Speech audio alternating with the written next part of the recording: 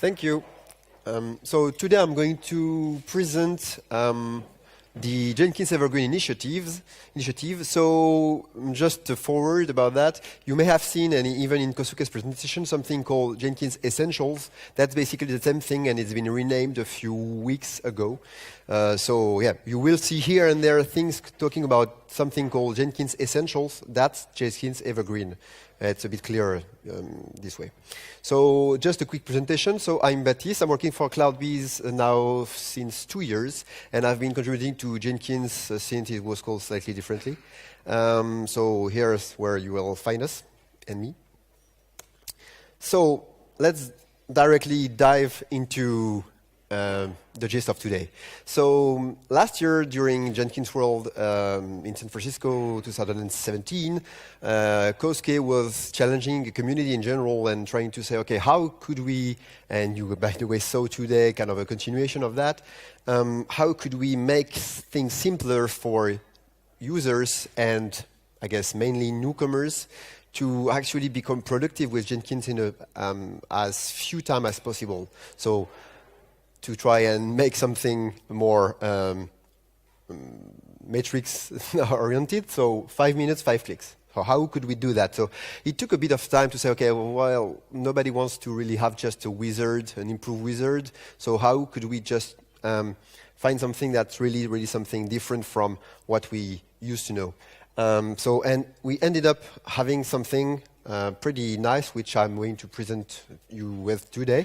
So trying to really have a totally different vision and way of people to use Jenkins, which is so-called Jenkins Evergreen. So one of the first pillar, which we call pillar, is the fact that we want things to be automatically configured out of the box with automated same default. What does it mean? It means that, for instance, if you're running on an instance locally and you wanted to maybe mount the Docker socket, then it would be auto-configuring the Docker Cloud plugin or something that would make you able to, just after having provisioned your instance, able to just run builds and not bother about becoming yourself Jenkins administrator. And on Azure or on DigitalOcean, and make things work better on the platform it's running. For instance, if you remember the keynote from Kosuke just like 1 hour ago, he was talking about those things like artifact management and storing things on S3 and everything. So those plugins in Jenkins already exist, and for instance, in our AWS flavor of Jenkins Evergreen, those things are pre-configured and work out of the box.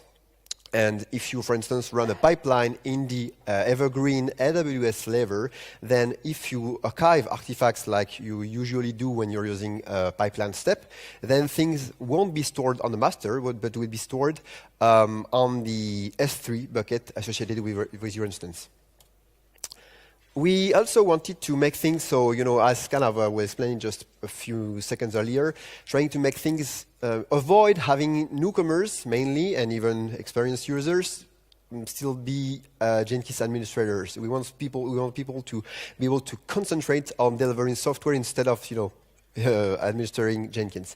So we thought, okay, how could we do that, and how could we make sure people don't have, one of the biggest challenges, I guess, in our times is to keep software up to date. How could we take that away from users and make sure they don't have to manage that? So I'm going to show you this afterwards how we do that, but it's already something that's working. So, and how do we do that in a sustainable way? Well, it's fine. We can push crap onto your instance and your instance is crashing, then we don't care. That's not the vision we have, obviously. So we want to make things robust and make it sustainable. So how do we do that? If we push an update to a given Evergreen instance, then if it fails, it's going to be automatically going back to something that was working before, so that we don't have to become an administrator again if something fails. How do we do that? A Jenkins Evergreen instance is constantly connected to a backend, kind of as usual today with monitoring becoming, everywhere, present everywhere. And we leverage those automated telemetry to try and improve your instance without you even notifying. So it's an overall and anonymous gathering, in case you wonder, obviously. But we are able then to fix warnings or to think, okay, that warning is coming from that plugin, so let's see if that plugin has an issue we can fix, or maybe that spam, that log is a log spam, so we can actually improve the life for not only Evergreen users, but you also on already, and by the way, it's already been the case for a few fixes, reduce the noise that is spit into the Jenkins logs about warnings that are actually not really important and should just be fine logs that don't even appear in the logs by default. Because Evergreen, so just a few words about that. It's a very important initiative. We want to make it easier for end users to benefit from it, but it's also one of the good things we have about that. It's kind of a continuous delivery thing, in the meaning that we also want developers to benefit from Evergreen by getting a shortened feedback loop, because they can actually now push something into production in a few hours and get immediately feedback about if it's working or not. Then, kind of, I was saying earlier, we want something obviously. We want to keep users between rails and make sure they can't fail, basically. So a lot of docs, a lot of things that are disabled by default, because we know, for instance, some cases, some plugins that are going to be sometimes useful in some situation, but most of the time, if people install it, it's going to be creating issues. So we just are going to aggressively disable it, or that kind of things, so that we make sure it's easy and hard to fail, basically. Just a few words about that, if you wonder. Evergreen is a fully open source initiative, so you're free to come and chat with us. So it's in the Gitter channel, similar to the one for the config as code. It's just next to it, if you want to go in the chat. And our repo for work is so here. It's also accessible for anyone willing to go there. More concretely, I'm going to explain now a bit more how it works. And then I will show you a demo, obviously, because I think that's what most people are interested in. So how does it work? When we're starting an Evergreen instance, which is basically a Docker image, a special Docker image, I can answer that kind of question later, it's going to be actually connected to the backend, register and authenticate, and then the backend is going to be serving what we call an update level to that client. And because when we start an instance, actually there's nothing in there. There's no word, there's no plugin, there's nothing. And it's going to be sending it back what it needs to be downloading. Then it's going to be downloading, health checking, and restart. And so we will have, just after startup, a Jenkins instance running locally.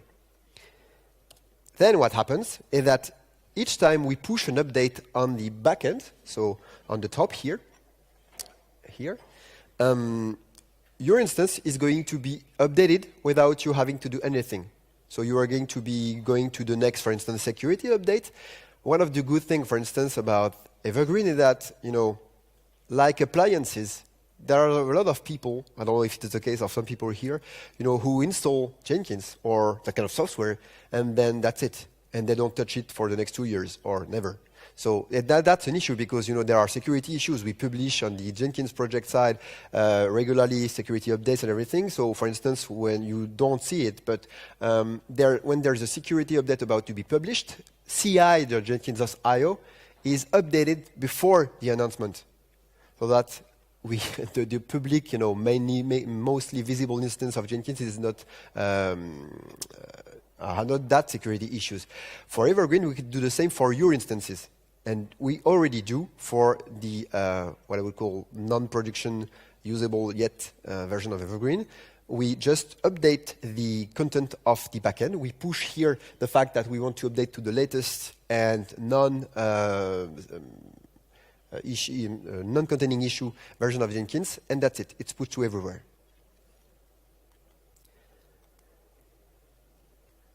And so I'm going to show you just in a few minutes from now how it works with regard to that kind of rollback. Telemetry logging. So I discussed that a bit, but I wanted to dig into it a bit more to just show you some examples and so make you understand how it works. So basically, how does it work? We can deliver more quickly things because we are able to actually take given plugin version, push it to the code, then it's going to be pushing telemetry in an automated way. And then developers, selected developers, I would say, because we obviously do not allow everybody to have a look at the logs coming from instances, even if it's anonymous for obvious reasons, privacy reasons. We try to limit people having access to that. But basically, the idea that then is going to enable those developers to make things better in a very quick way. So it's going to be, we are using something pretty nice, which is in the open source Jenkins project. Jenkins project has a free version for that.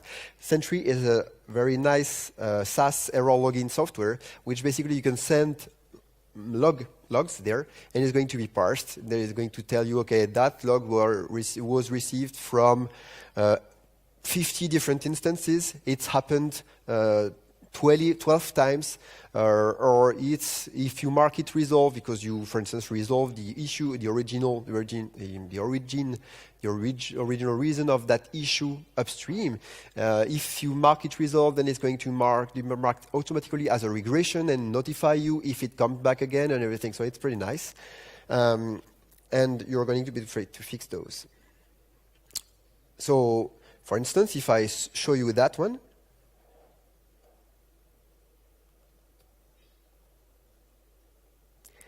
That was something basically that we realized that, why is this even a warning? Yeah, it was something weird. Okay, so it was 2 months ago, but so 20th of August. The 20th of August, just the same day, okay, I fixed that here. So we discussed that, we improved, we just reviewed it, and if you can see here, it's still on the same day. And just a few minutes after it, we just reduced that log because in that case it was just log spam. It was not an actual issue, but it was creating a lot of logs on the backend side. It was just make us look at something that was not really important. And then how did we do that? Then just the same moment on the same 20th of August, then we just pushed it to Evergreen itself. How does it work? We just go there, we upgrade the previous version to the new one. We merge that, then it's pushed to what's called the Evergreen backend as a new update level, which is the ID you see in the middle, and then automatically going to be pushed to every connected instance out there. So in the cycle, so here you can see, for instance, for that example, that it was done also on the 20th of August. So basically, I think less than 12 hours, there was analysis, review, and update of the instances running on that machine, on that version. So you see how quick we can actually push improvements, and so continuous delivery. With regard to continuous delivery, it also makes us able to deliver smaller chunks of changes, so reducing risk and everything. So everything is happy. I think I had another one, which is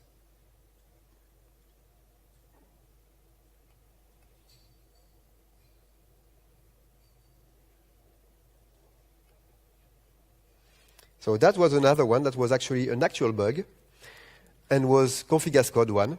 So config as code 1 was not supporting something and was reporting an installed state error. Maybe some people here already saw that one. And basically, it ended up, analyzing and understanding that it was fixed in the recent versions. So we just, ended up updating from a pretty old version to the latest we had. And the error went away from all instances connected. So that's another example where basically nobody had to do anything on the user side, and the update and the fix and the warning and everything, the thing that was creating error, for instance, that error would show up if people would use, if you used config as code a bit, the export feature. At some point, if you would be using the export feature with some things in your configuration that wouldn't be supported, it would crash, basically. So that would fix an actual end-user visible error, where basically the export will start be working for your instance. So now I'm going to spend a bit more time showing you an actual demo, even if I already started to show you what it looks like for real. So you've started to understand that an instance of Evergreen connects to the backend and update and everything. So I'm going to show you how it works. So if you want to do that, you go to Jenkins.io. And on Jenkins.io, there's now a sub-project page that's called Evergreen here. And there's documentation to explain how things work. I'm going to zoom in a bit. So you take that command here.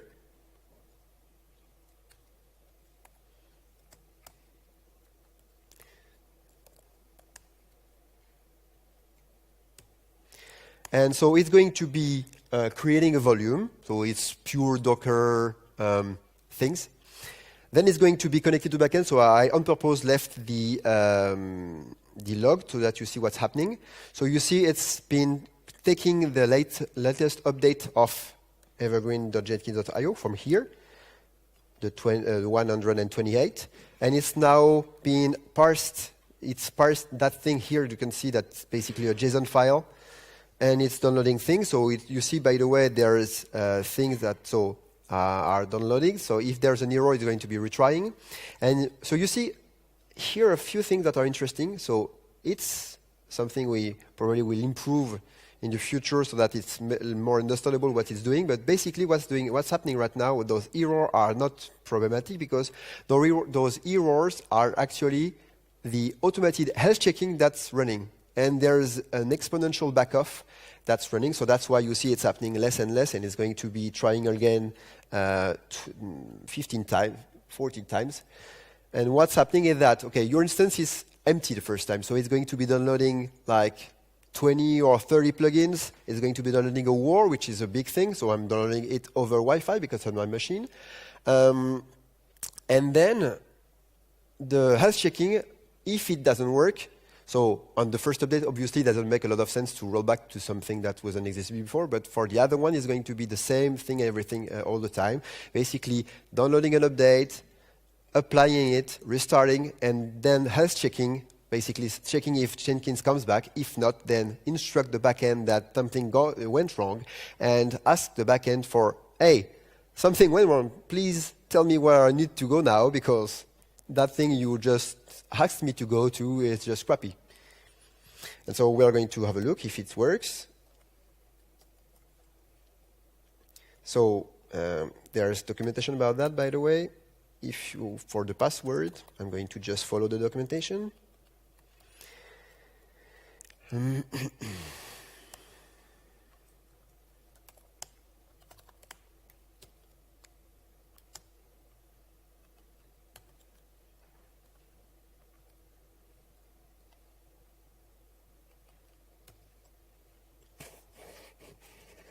So you see you have an instance that's now running locally. So I'm going to quickly just show you how it works out of the box. So I'm running what's called Docker Cloud flavor. So if I do a demo,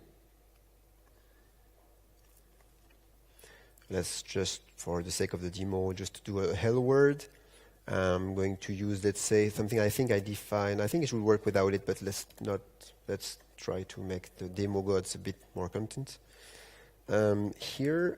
And once I do that, it should be soon starting to produce something. So it looks like something simple here, but contrary to what you might be thinking, okay, when you're doing something in a usual Jenkins setup, when you're doing that, it's most of the time going to be running things on the master, which is a bad thing.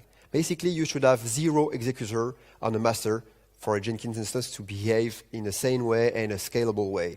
So that's what we do with Evergreen, for instance, when I was talking about opinionated setup and everything.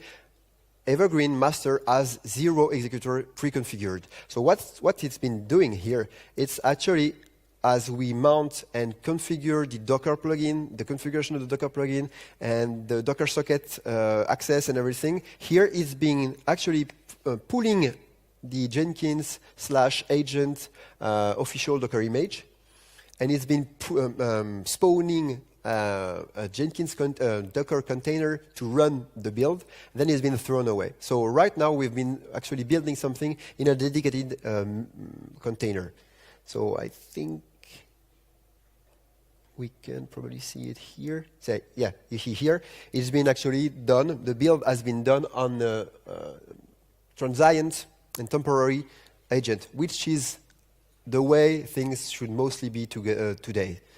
Today, you should not be trying to have, pets as agents. You should be trying to, have disposable agents so that you have repeatable beads and everything, instead of having, things that drifts, in configuration management. It's called configuration drift, and it's kind of the subject today about config as code. You don't want to drift too much from the config management you have. So one of the good ways to do that is actually to provision a new thing all the time, so that you make sure your config is up to date. Because if you provision something new and you apply config to it, and if it fails because someone did something by hand, you're going to see it immediately. So people will get used to not do things by hand, basically. Okay, so I've just shown you a quick demo on how things work. Now I'm going to show you something more on the update side, make you understand a bit more what it's doing. So for the sake of the demo, I've provisioned yesterday a special backend, which is running here. So a custom backend so that I can screw it up on purpose. So it's the same code, but basically deployed somewhere else. For obvious reasons, I didn't want to use the backend to push crap and break the official running instances. Even if, anyway, I don't have the password to do that. That's a good thing. So here, I have a custom backend here. Here it's slightly different than the usual one. It's not even secured. And I have two instances running here that are two different machines. And what I wanted to show you, so I'm going to then show you here.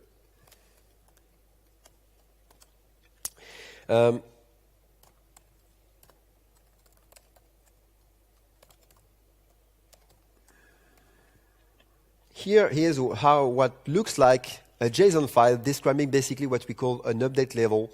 And this thing is called a manifest. Or if you look on the JEP side, the Jenkins enhancement proposal side of Jenkins, it's called the JEP 309, which is bill of materials. Basically, to go directly to the thing that's probably more interesting for you here, this thing describes what Evergreen is going to be downloading and installing here locally.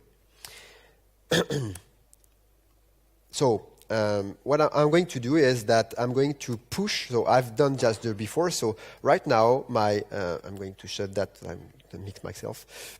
Those instances are running that thing, the first one, because I already did that before, so that we can concentrate on things that are slightly more interesting. So let's now imagine that between that first level and the second one, I realized that something is wrong here, right? We want to be opinionated. We want to push people to use pipeline. So we don't want people to use freestyle matrix, for instance, which is still here. And we realized that recently, so it was a mistake. As you can see, by the way, there is no freestyle job. This is on purpose. They are filtered out because we want people to be using the latest good things of Jenkins and not, have newcomers try to use the Maven native project, for instance, which is also filtered out from here, and freestyle and everything. So, and that one shouldn't be here, right? So how do we do that? How could we do that? Basically, I did a patch on that thing that filters that out. But now I would like to push it to that backend so that instances like those get updated and are filtered out too. So how do we do that? So you can see here I did a diff between the first update level I had and the second one. You just see that basically the only difference is that I have here is this here. So if you don't read diff fluently, basically we are just updating a single line here from that version to that version. And there's a signature because it's doing checksumming on the client side. So let's push that, the first level. And so what we are going to see, if I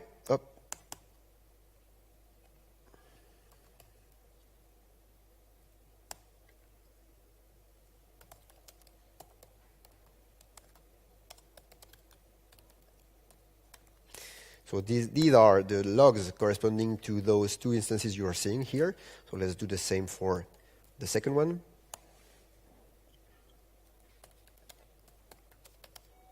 And you see that there were currently at update level 12. So let's check. Here you see it was ID 11. So if I update, this is the last one, the 0.1 remove matrix job that was pushed. So that's the new level, right? So if I go to the instances here, I on purpose did show you the two things so that you can better see the difference. I'm going to be updating the one of the left.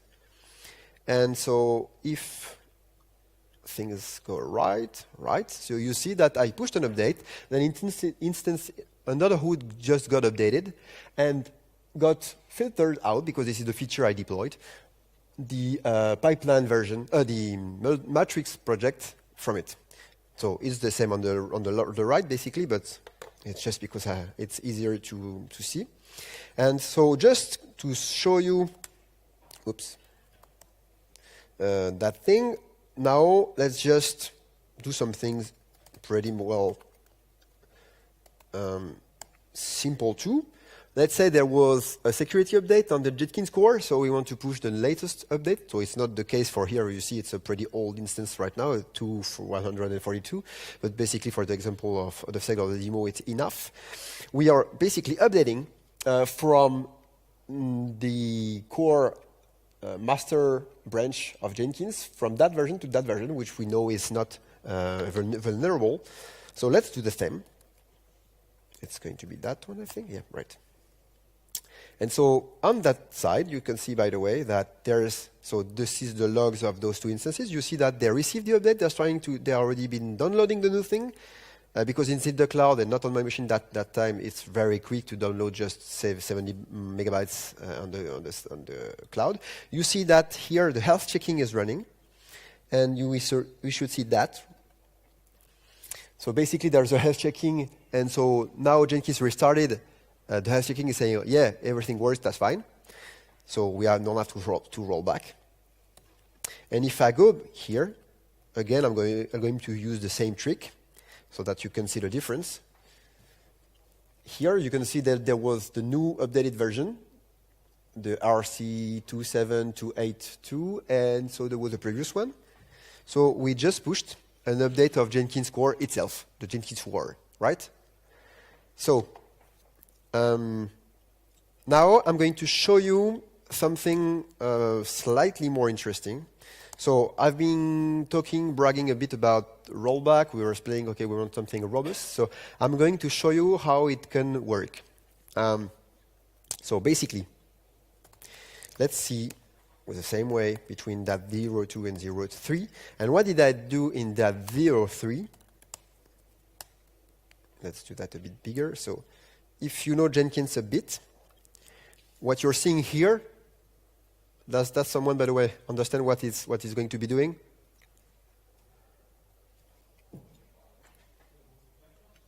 Yeah, I heard the right answer. So we are removing the credentials plugin. What could go wrong? If you know Jenkins a bit, you know that that's not going to be a good thing. So that's kind of an excessive example, obviously, but it would be the same for anything else. Basically, you remove a plugin that's a dependency or something else, or is going to make the instance unable to start. It's going to trigger that situation. So we are trying to have a look, and I'm going to beg the demo gods that it works fine. So I'm going to push that basically borked update. But let's imagine, for the sake of the demo, that we do not know yet that it's going to be creating, issues. So what I'm going to be doing here, so I'm pushing this, and you see here, instances are starting to restart. So I'm going to zoom in. So you see that it's already been trying to restart here. You see, by the way, it's been going very, very fast. How does it work? Basically, we don't push the update levels fully to the instances. How does it work? Actually, instances are reporting their versions to the backend. And so the backend constantly know what you're running. And when we are from the backend serving an update, we compute the difference between what you're running and what it is in the update level. And we tell you, okay, please go there. So for instance, in that case, it was very fast because we just told that instance to remove a file. So it was like instantaneous. So that's something we need to improve in terms of logging, but what's happening right now is that basically so you see here, what's important is here. The health checking has been trying 10 times, which are, by the way, overrode from the production settings, which is 25 attempts, but I wanted to make the demo a bit quicker. Here you can see that basically it's a bit hard to see, but there was an error. So it was the health checker trying to reach Jenkins locally many times. And then it was trying last time, retry count 1, you can see here. It was the last attempt. And once that last attempt failed, it decided to tell the backend. Basically, right now we are on the 14th, which is the latest one I pushed, the borked one with the removal of credentials plugin. So what's happening right now is that the instance has tried to restart and didn't manage to do it. So it's been telling the backend, okay, that was good, that was a nice thing, I know you care about me, but you just sent me crap, basically. So please stay in that thing and never serve it to me again, please. So, and then, as you can see here, it's then immediately asking the backend, okay, now where should I go? Most of the time it's going to be probably going back to something before, but it's basically going to somewhere else. So what could be the case would be, imagine that we've been updated a bit less quick than others, and you've been updating to something that is not the latest because we go one by one. And if we push already something that we know is fixing things for everybody, then next time instead of running back, we're going to go back to the latest one while skipping the broken one. Because actually in the backend side we have two concepts of tainted update level. There is the global tainted update level. Basically we can taint an update level and say don't serve it to any instance. And there's that thing which is designed to handle the rollback, which basically an instance can tell the backend, please taint that update level for me. For maybe obvious reasons, we don't allow instances to taint an update level globally, because we don't want, for instance, attackers to be able to, taint all the update levels, existing ones, and basically then people using Evergreen are borked because there is no update level available for anyone. But yeah, so you see it was trying to update to update level 14. And then, so because it didn't start, it's been querying another one. And so it received the following update, you see here. And basically, I'm going to show it afterward, maybe a bit easier. Let's try to do that right live.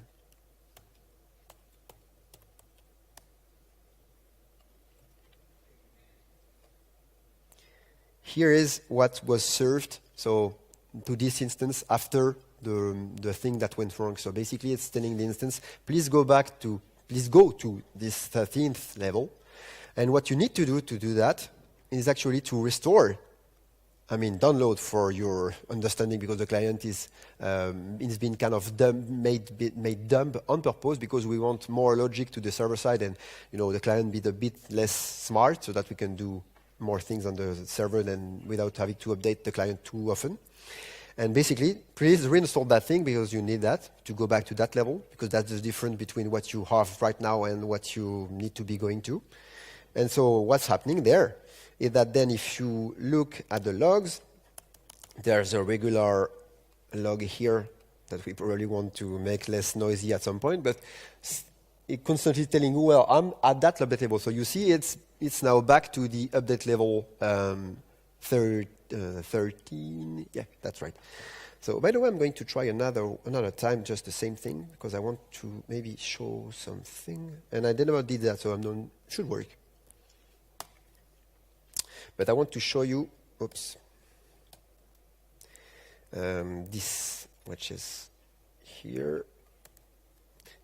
When you're starting an Evergreen instance, by the way, there is an embedded thing here that helps you live to actually, this thing is constantly available and is going to actually help you without having to look at the logs, because, well, we want that thing to be simple, right? So we don't want people to, okay, just have a look at the logs if something goes wrong and you should be understanding what's happening. That's not our vision of what's simple. So if you go here, you just have to wait and read what's happening. And it's actually updated live. You can see here that when the update was applied, so there's something that we need to, you see here, we're basically not cleaning the HTML we receive, so things are displayed in a weird way. So a lot of tricks. And so you see here,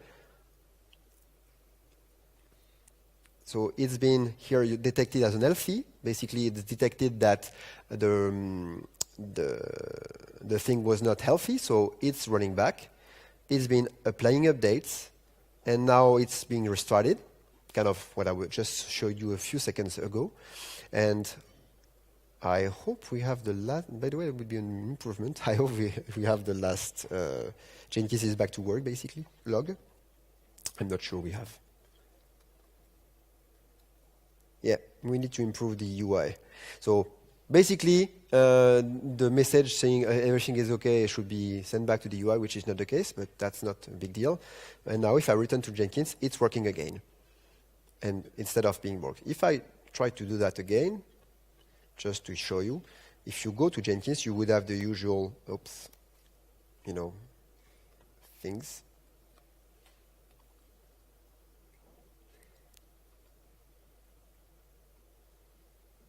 Well, okay. That's the thing, that's the state it's gone to, when I pushed that broken update level, right? So it's the state that is being health checked, and that's going to be going away from in a few seconds from now, and I guess it's going to be restarting soonish. Anyway, so you get the idea.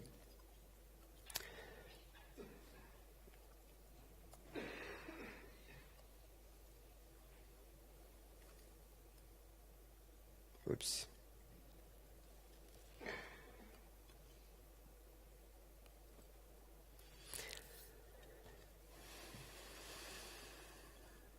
Let's summarize. Let's try to now summarize where we are. So when I did that update in Jenkins World, DevOps World in San Francisco, we didn't have the rollback working yet, so now it's the case. We have a few things still in progress. We hope to complete soonish, which is the client auto update. Right now we are able to update Jenkins, but we are not able to update the sidecar project, or sidecar component, I would say, that thing that actually has checked Jenkins and restores it and everything if needed. That thing is not able to update yet automatically, so it can be an issue because if we improve things on the health checking side or make the health checking, for instance, a bit smarter, right now we have to ask people to update the Docker image, which is not what we want people to do. So that's the thing we are going to improve. We have telemetry logging, as I showed you, but we don't have metrics telemetry, which is a very, very important project we want to move on because we want to allow, for instance, pipeline developers, that's one of the use cases.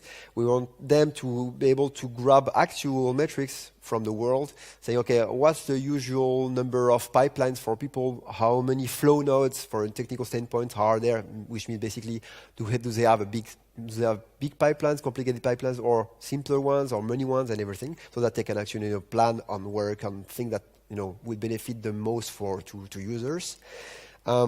We didn't spend a lot of time yet, so that's why it's non-production ready yet. It's more beta, and so we are welcoming feedback, but it's not.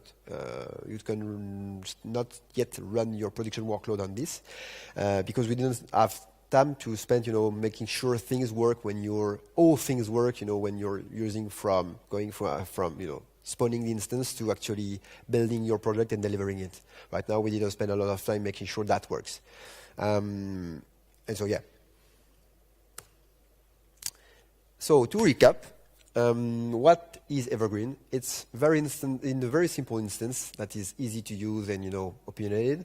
I know you may wonder if you're using Jenkins and are a power user. Okay, that thing is not for me. That's okay. We don't necessarily target power users. At the same time, I do know power users, like Oleg, for instance, or Bobby, who was there a few years ago, Bobby Sandel, who say, well, I'm eager to use Evergreen because I don't have time to actually administer a Jenkins instance. I need to concentrate on other things. So I would be able to use it for my actual work. So there's a lot of things. So This is still early stage, so we welcome feedback a lot. If you want to get involved, it's pretty, very simple, really. You just have to do that, and you're basically up and be able to work. So it's only on Linux, because it won't work pretty well on Windows, I think. But I think it roughly works on Mac. And that's it. Thanks.